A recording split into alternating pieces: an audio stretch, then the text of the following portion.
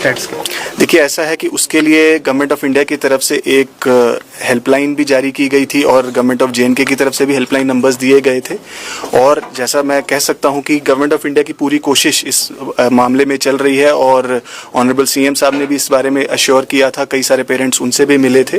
और हमारी भी यही कोशिश है कि जो भी इंफॉर्मेशन हमारे पास गवर्नमेंट की तरफ से आती है हम तुरंत पेरेंट्स के साथ साझा करते हैं और हमारे कंट्रोल रूम से भी उनके साथ कंटिन्यूस बातचीत चलती है, क्योंकि कोशिश यही है कि जल्द से जल्द सेफली सभी हमारे स्टूडेंट्स वापस पहुंचे।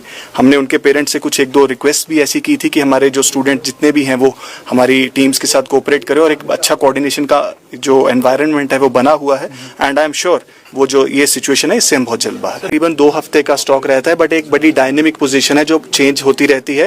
तो मिनिमम 10 डेज से लेकर के 15 डेज ये रफली एक ऐसी पोजीशन बनी रहती है। और मैं लास्ट 2 दिन पुरानी मैं बात करूं, तकरीबन 14 डेज का हमारे पास स्टॉक सभी मटेरियल्स का था। गवर्नमेंट की तरफ से काफी स्टेटमेंट्स आ चुकी हैं, गवर्नमेंट ऑफ इंडिया की तरफ से भी, honourable minister government of JNK की तरफ से भी, कि जो डोमेस्टिक LPG सप्लाई है वो बिल्कुल यूनिफॉर्म हमारी चल रही है। हमारे पास जो स्टॉक पोजीशन तकरीबन 2 हफ्ते की रहती है वो बरकरार रहती है।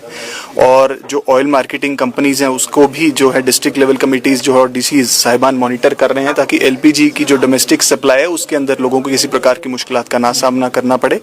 इसी तरीके से HSD और MS या पेट्रोल या डीजल की सप्लाईज को भी रेगुलरली मॉनिटर किया जाता है, डिवीजन लेवल पर भी और डिस्ट्रिक्ट लेवल पर भी।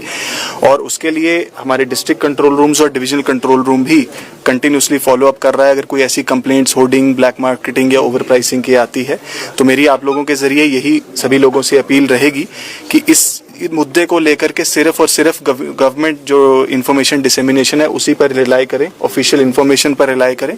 किसी किस्म की पैनिक, र्यूमर्स या कोई ऐसी फेक न्यूज से हमें बचने की जरूरत है और गवर्नमेंट टाइम टू टाइम इस सिचुएशन के बारे में लोगों को अपडेट करे। केस टू केस बेसिस पर ऐसी कंप्लेंट्स आती हैं, उसके लिए जैसे मैंने कहा कि DC साहिबान की जो टीम्स है उसके ऊपर कार्रवाई करती हैं। इन food and civil supplies department भी उसके ऊपर एक्टिव है। Civil supplies department daily basis पर एक सेंट्रल फॉर्मेट के ऊपर रिपोर्ट जनरेट करता है और वो रिपोर्ट जो है गवर्नमेंट के लेवल तक जाती है और उसको मॉनिटर किया जा रहा है। उसका मकसद यही है कि आवाम को किसी प्रकार की इनकन्वीनियंस। Sir, regarding